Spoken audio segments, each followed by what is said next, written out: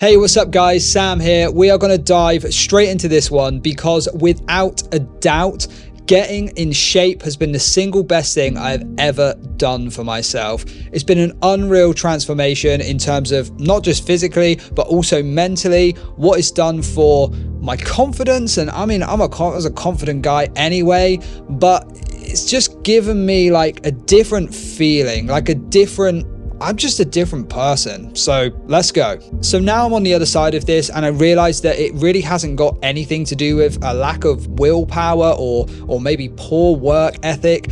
I want to try and share with you every single thing that helped me after probably 5 to 7 years of trying this, finally get into really good shape. Just on that work ethic point, that was one of the things that really cracked the code for me, because when I looked at it, I realized I don't have a lack of work ethic. I work my butt off. I've built multi-million-pound businesses. I've got a wife, 2 kids. We are busy. I'm always doing stuff, coming up with new ideas, being creative with my band. I don't lack the work ethic. So the problem isn't that. The problem was what I was doing with the energy that I had available to try and solve this problem of shifting some weight. You know, there's plenty of people out there in the world that work extremely hard, but maybe never get ahead financially. And you probably heard people say something along the lines of work smart, not hard. I think there's a bit missing from that saying, because yes, you do have to work smart, but you also have to work hard. But you've got to work hard doing the right stuff. Otherwise, you're just treading water. All right, so let's go. The biggest hitter by miles is I yo-yoed with my weight,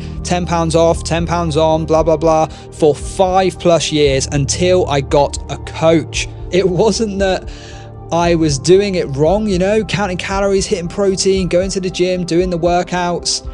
The fact was, at some point, you need accountability. I've tried multiple different things, right? So when I got an actual coach, I decided I'm going to put my money where my mouth is.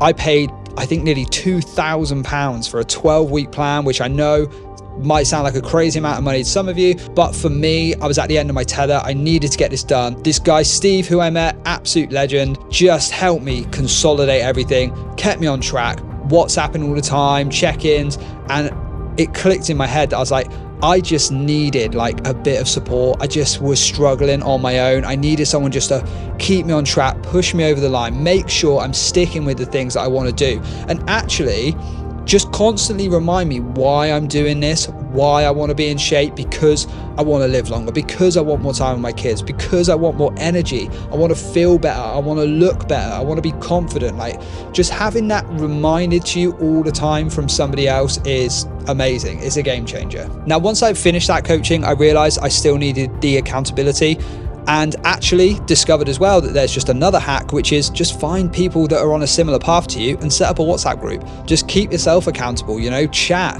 do check-ins on a Friday, like get everyone pumped up, share meals, share gym routines. It doesn't have to be some exclusive fancy paid thing. You can just literally buddy up with a few friends and start crushing that goal. The next biggest breakthrough for me was fasting. Now, I discovered this from Greg O'Gallagher over at Kino Body. Don't eat until 5 hours after you wake, and then I set myself a cutoff of 8 p.m. So what that does is 2 things really. You're so focused in the morning, right? You're not even thinking about food. You're not even thinking like, oh, I've got to cook this, or I've got to do that, or I've got to do this and then wash this up. You just lock in and you start working. You get your work done. Maybe you get a gym session in or a little walk, whatever it is, but you're just laser focused all morning. So that, even outside of the weight loss stuff or getting in shape, is just a life-changing situation. It helps so much. And then on top of it, by then breaking your fast at say like midday, having a nice like reasonable sized meal, nothing crazy, 500-600 calories, you're then saving so many of your calories for the evening, which for me was amazing because it meant I could still be involved in like family dinners and stuff because I've got so many calories left. And then by putting the cutoff at 8 p.m. for me, it just meant after the kids have gone to bed, you know, maybe I'll have like a little treat, like a couple of chocolates or a biscuit or like some ice cream or whatever, as long as it fits in with your kind of goals and calories. But come 8 o'clock, nothing good happens, right? Nothing good happens when you get past that time. You're just going to start snacking on rubbish if you're watching TV. And also it's a good idea to stop eating a couple of hours before bedtime to help with digestion and sleep. So for me, that's about 10 o'clock, so it kind of worked perfectly. Next up is realizing that what I was doing needs to be sustainable. Looking back now, it seems kind of silly that like I was trying to go on these diets to get to this place with the idea that I was then going to like revert back to how I was eating before. Like I wasn't then just going to end up in the same position again. Like going on a diet almost just isn't right, is it? Like you actually don't want to go on a diet. You want to just change your diet. You need to transform into a new person. You can't be a different person or look a different way and continue to do the same things you've always done. You've got to make these lasting changes.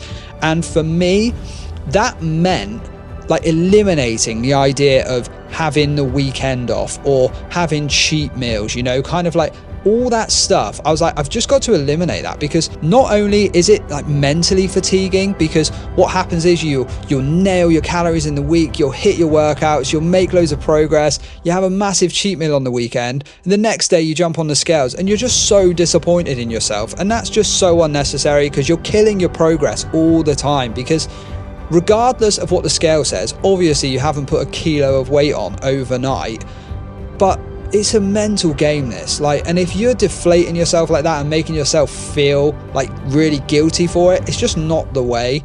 So figuring out that you kind of just need to build that stuff you enjoy into your lifestyle. There's no problem. Like if you love ice cream, well, find a way to have ice cream every day. You can build the things you love into everyday life. Momentum is everything when it comes to this kind of stuff. I mean, to be honest, momentum is everything when it comes to anything. If you can just keep going, just keep those small steps every single day.